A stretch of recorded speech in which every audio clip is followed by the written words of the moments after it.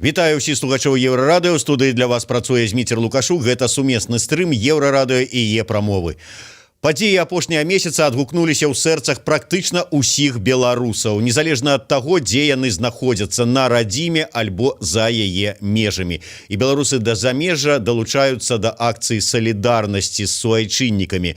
Акцыі салідарнасці, пра перформансы, заявы, песні ў падтрымку усяго не пералічыш. Не застаўся абыякавым і вядомы беларускі актор і музыкант Алексей Шацько, які цяпер знаходіцца ў Лондоне, і ён з намі на сувязі. Добрый день, спадар Алексей.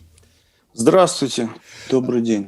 Спадар Алексей, можна я вот для пачатку нашай размовы крыху назад у гісторыю адыйду. Яна, здаецца, недалёкая, там месяцы 3-4 таму, але столькі падзей, што ўжо здаецца, што это было недзе ў мінулым жыцці. Я пра пачатак прэзідэнцкай кампаніі. Вось калі толькі з'явілася інфармацыя, што ў Беларусі прызначаныя чарговыя прэзідэнцкія выбары, вы ўвогуле звярнулі увагу тады на гэтую информацию? Яна вас зацікавила хоть нейким чином?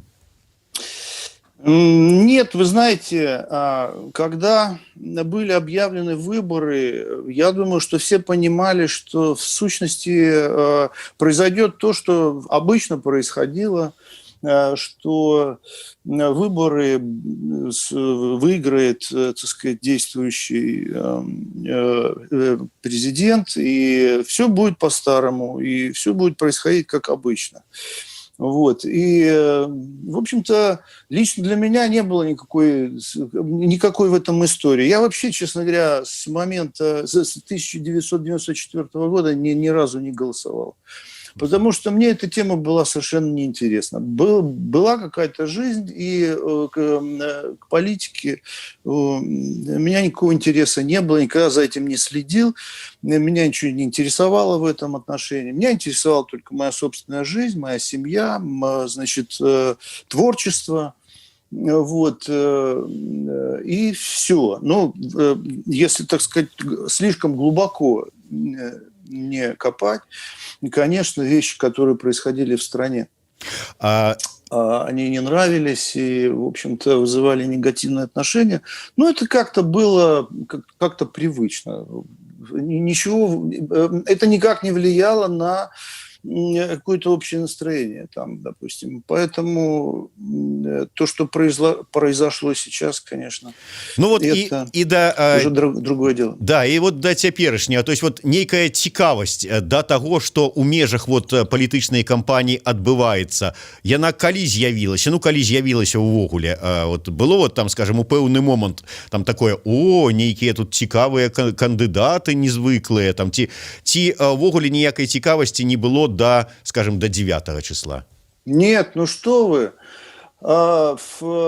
понимаете, были вещи поразительные для меня, например, лично. Ну, не только для меня, для моих близких, окружающих, людей, с которыми я общаюсь. Поразительные вещи, когда стали выстраиваться огромные очереди для того, чтобы сдать подписи для вот новых кандидатов. Даже мне не крепко было интересно, кто эти личности в данный момент. Но когда стали выстраиваться вот такие вот длинные очереди возле Комаровского рынка, это все было видно. И, так сказать, это много публикаций было на эту тему, то вдруг пришло осознание, что люди не хотят жить по-старому, они не хотят быть обманутыми, они хотят быть свободными, они хотят поменять что-то в своей жизни. И таких людей появилось очень много. И появилась надежда вместе с этим событием, что, может быть, в общем, в истории Беларуси может быть очень серьезный перелом, понимаете? И тогда, ну вот лично я, так сказать, я не считаю себя какой-то важной фигурой, но если вам интересно мое мнение, я начал следить за этим очень внимательно. И я столкнулся с такой вещью, как задержание, например, Сергея Тихановского. Это меня ситуация возмутила до самых глубин. То, как это было сделано, как топорно была организована вот эта акция, спектакль, вот этот вот с участием какой-то бабы, значит, с участием вот этого вот гражданина в костюме, напоминающий офицерскую милицейскую форму, потому что у меня язык не поднимается назвать его офицером, который упал там от дуновения ветра, там, или не знаю еще из-за чего, и притворялся потом избитым. То есть практически пришло осознание того, что нас, то есть людей, простых людей, народ, уже не знаю в каком соотношении, в процентном, это не важно, хотят обмануть. То есть и власти употребляют вот такие вот методы, применяют, извините, они употребляют такие вот методы для подготовки какой-то чудовищной фальсификации. И хочется спросить, вот интересно, там, я сразу связываю это событие вот с мыслями, которые меня беспокоят теперь. Интересно, а вот завели какое-нибудь уголовное дело на вот этого сотрудника, который подложил деньги за диван вот Сергею Тихановскому. Вот интересно, это же очень серьезное должностное преступление, очень серьезное.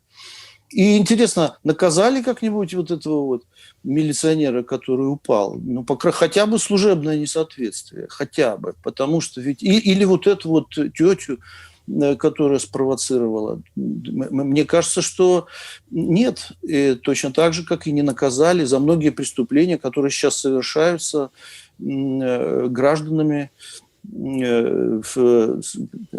так сказать, не поворачивается язык называть их сотрудниками. Понимаете, в чем дело? И, да, извините... Да, тут сапраўды так, вот на сёння заведена 43 крымінальныя справы супраць беларусаў, якія ўдзельнічалі ў мірных акцыях пратэста, і нібыта там, скажем, нейкі, як яны кажуць, гвалт у дачыненні да міліцыянераў учынілі, і тым у той жа час нуль крымінальных спраў у дачыненні да супрацоўнікаў праваахоўных органаў, якія збівалі альбо там перавышалі свае паўнамоцтвы падчас разгону гэтых акцый. Скажите, вот калі вы глядзелі потым розныя там відэо, якія выкладаліся ў сацыяльных сетках, у тым жа самым Фейсбуку з падзеяў там 9, 10, 11 жніўня, якія у вас былі пачуцці? Вы знаете, у меня волосы шевелились на голове. Я понимал, что происходит избиение. Просто, такое было впечатление, что началась какая-то война. Война против мирных вот этих вот людей, которые вышли. Ведь они что? Они вышли же отстаивать свои... свое мнение, понимаете, ведь люди, которые вышли на улицы, они вышли потому, что они поняли, что их жестоко обманули. Обманули, подделав эти выборы просто в каких-то катастрофических масштабах, понимаете, то есть наоборот все. Очевидно, что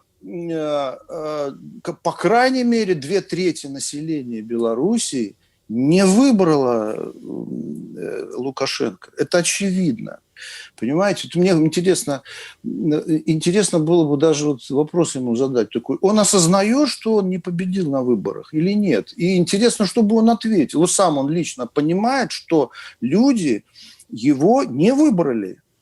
И, понимаете, даже что бы он ни сказал, вот вопрос, чтобы он ответил просто да или нет. И в данной ситуации и да, и нет выглядит одинаково кощунственно, понимаете, в этой ситуации. Вот какая штука. И вот это нападение на людей, на народ, на вот этих вот людей, которые вышли на улицу, вот их вышло очень много, возмутительнейшим образом стали избивать. Ведь существует очень много записей из вот этих мест на Крестина, в этих тюрьмах. Существует много записей, которые тайно сделали арестованные там люди, но против этого невозможно спорить. Понимаете? И когда человек, допустим, который носит костюм, напоминающий костюм генерала, говорит, что офицерам тоже у меня язык не поворачивается назвать этого человека офицером. Вот, что есть, оказывается, пострадавшие среди сотрудников, то это выглядит... Понимаете, не бывает такого, что человек вот там несколько месяцев там врет и вдруг начинает говорить правду. Такого не бывает. Поэтому все, что исходит от них, от этой всей кампании, этому нет доверия, понимаете? Потому что столько лет лжи, теперь никак не могут относиться к тому, что говорят эти люди, как к правде. Вот я что имею в виду. Алексей, давайте крыху про творчых людзей. Вот зараз па выніку ўсіх гэтых падзеяў шмат хто з беларускіх музыкаў, рок-музыкаў напісалі такія адмысловыя песні па падзеях. Я гляджу, вот прыходзяць нам, пишуць песні ў падтрымку і на знак салідарнасці з беларусамі музыкі там з Украіны, з Літвы, з Расіі. Вот як вы думаеце, такая творчасць, такія песні, вот наколькі яны дапамагаюць беларусам і ввогуле, можа быць, там той справе, тым падзеям, якія зараз адбываюцца ў нашай краіне? Вы знаете, я считаю, что любая поддержка в любой форме полезна сейчас будет. Любая поддержка нужна людям, потому что они безоружны, и им нужна поддержка. И не только материальная. И вот это хорошо, что вот эти вот ролики записывают разные актеры, известные, не очень. Любое проявление, то, что вот, допустим, люди в микрорайонах вывешивают флаги, значит, раскрашивают в тона белорусского флага, бело-красно-белого, скамейки, заборы. Это все работает, конечно, на то, что люди, которые сейчас находятся вот в моей стране, люди, которые выходят на вот эти демонстрации, они чувствуют, они видят вот этот цвет, понимаете ли, свободы, к которому они стремятся, благодаря вот этой поддержке. Поэтому я считаю, что это безусловно, очень, очень важно. Мне, знаете, что еще хочется сказать? Я сейчас вижу очень много журналистов, особенно вот из России, поливают вот Светлану Тихановскую. Я считаю, что это недопустимо, поскольку Светлану Тихановскую выбрали, за нее проголосовало большинство граждан. И она не собиралась ведь становиться президентом. Мало того, она не собиралась даже баллотироваться. И, конечно, ей трудно, она не привыкла быть публичным человеком, она не привыкла, так сказать, произносить какие-то вещи. Может быть, они выглядят не очень уверенно. Но послушайте, ведь ее мужеству можно позавидовать, честно говоря, потому что не каждый человек способен взвалить на себя такую ношу, какую сейчас она несет. И мне кажется, что стоит ей помочь в этом и стоит поддержать ее в этом, потому что считать IQ допустим, там откуда-то из Москвы вот Маргарита Симонян объявила, что у нее там какой-то низкий IQ. Но мы же видели и читали отрывки литературных потуг вот этой вот дамы. И, кроме того, видели даже отрывки фильма «Крымский мост», для которого эта дама с очень высоким IQ написала сценарий. Поэтому нельзя мерить, так сказать, я вижу здесь просто зависть какую-то, больше ничего, потому что Маргарита Симонян никогда не окажется на месте Светланы Тихановской. И то, что сейчас у нас есть, вот она, эта женщина, она сейчас как символ какой-то, и судьба ее привела на это место, больше никто. И народ, который выбрал ее из-за того, что самых заметных лидеров посадили в тюрьму. Понимаете ли? Я помню вот этот поразительный случай, когда выстраивалась очередь в ее поддержку, а рядом с этими пунктами, где собирали голоса, стояла ее ростовая фигура. А то, что она не очень уверенно выглядит на трибуне, ну так научим. Я надеюсь, это поможем. Ничего страшного в этом нет. Вот это мне хочется сказать. Потому что вот эти матерые тетки, вот эти вот из всяких там средств массовой информации, они вот критикуя ее, выглядит не очень выгодно. Понимаете, в чем дело?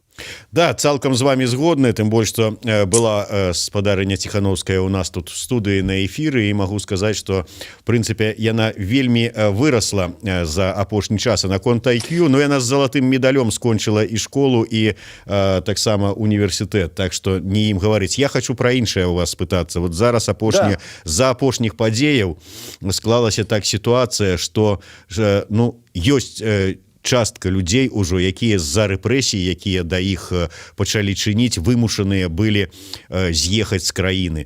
І гэта не проста там нейкія актывісты, якія былі на акцыях, а нават творчыя людзі. Вось вымушаная была з'ехаць з краіны Анастасія Шпакоўская, лідарка гурту «Нака». Руся таксама з'ехала з-за мяжу.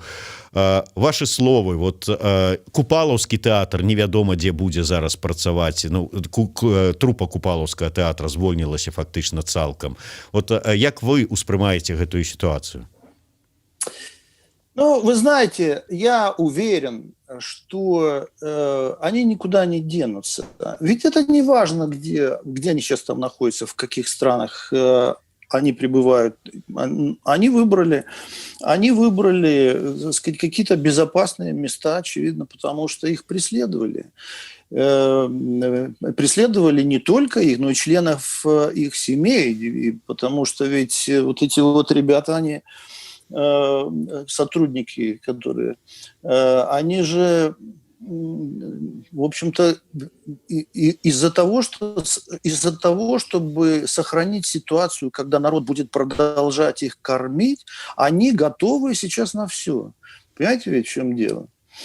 Поэтому, допустим, что касается Купаловского театра, я об этом говорил уже. Этот театр, он просто, я думаю, что он стал еще популярнее, чем был.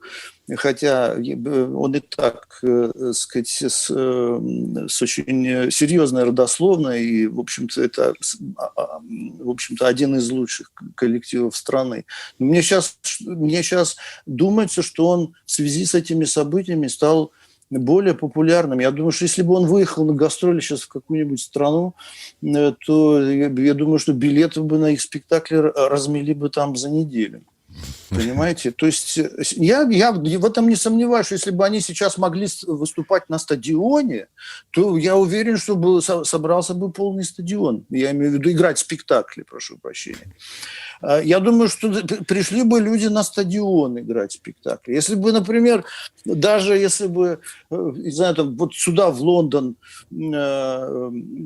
привезли бы сейчас какие-то спектакли белорусского театра, Купаловского, я думаю, что здесь бы не было бы проблем со сборами из-за вот этого именно, из-за того, что произошло, из-за тех событий, которые происходят сейчас в Беларуси. Потому что весь мир, все здравомыслящие люди, они поддерживают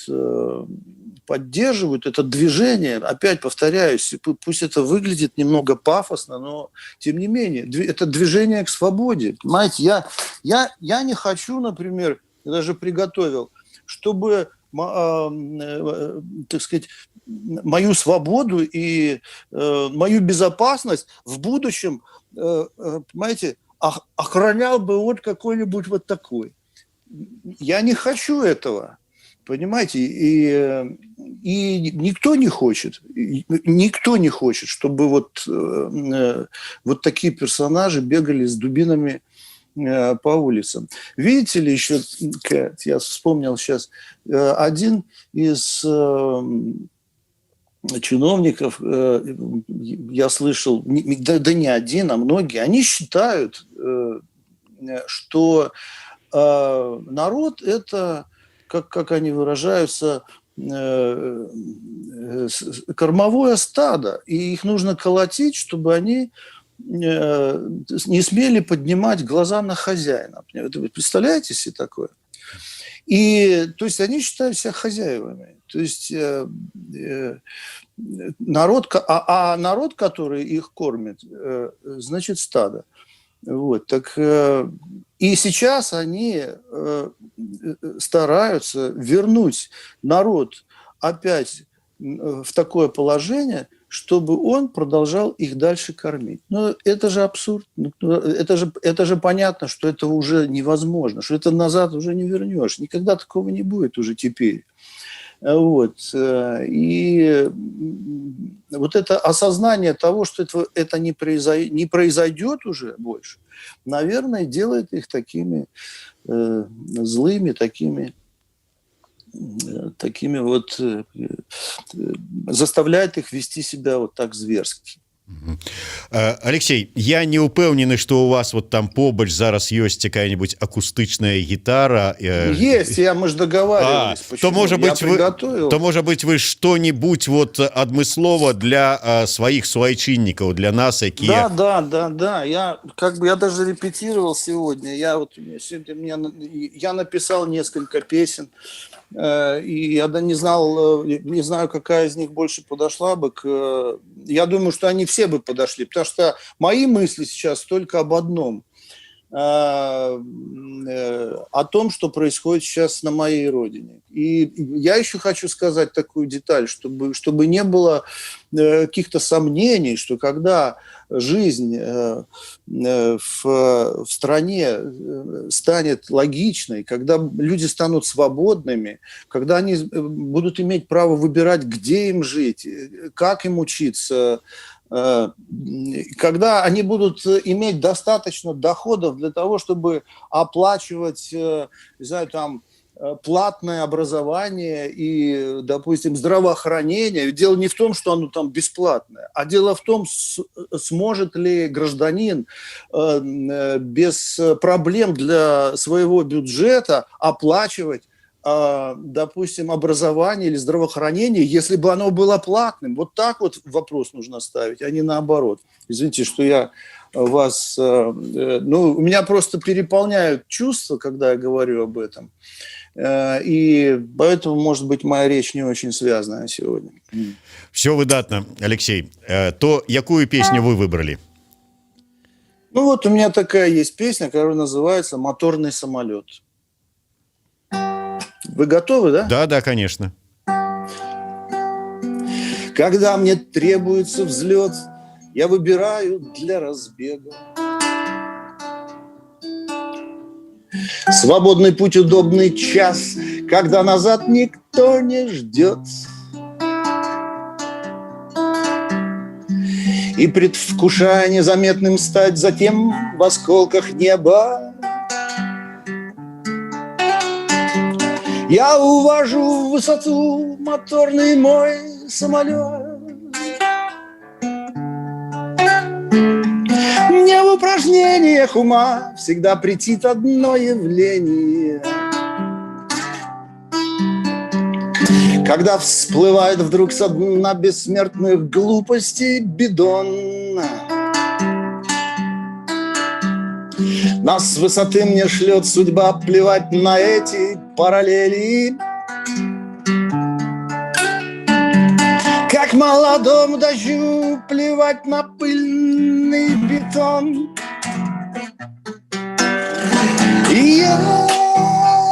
Есть на свете пароль и ключи, но мир молчит, он дает лишь изменить свой узор. В мире все тлен, одна лишь боль живет всегда, пока гудит мотор, пока живет мотор.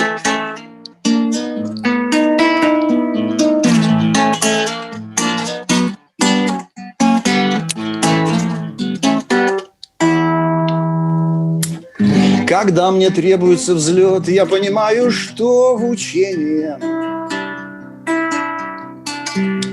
о притяжении Земли довольно много вредных дыр. Быть может, прочие миры в своих далеких параллелях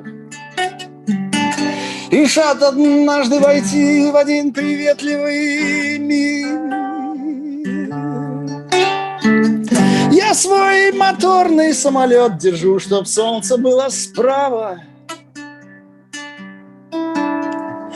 Мне просто надо, чтобы солнце было справа. Вот и все.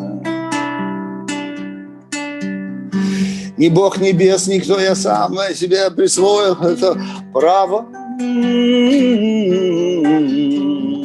Глядеть, как солнце ведет моторный мой самолет. И есть на свете пароль и ключи, но мир молчит, он дает лишь изменить свой узор. В мире все тлен, одна лишь боль живет всегда, пока гудит мотор, пока живет мотор, пока живет мотор.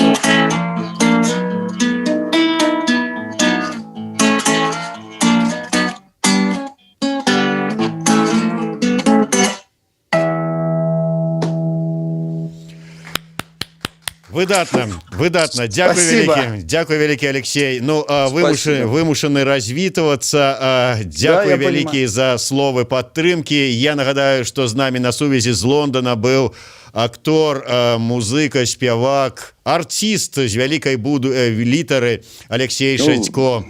Алексей Шацько, Зміцер Лукашук, сумесны стрым Еврорадио и Е-промовы. Чакаем ваших концертов. Спасибо. Передавайте всем, пожалуйста, привет от меня большой. И поддержку, мою поддержку. Обовязково. Дякую. До сустрэчы. До свидания. Всего доброго.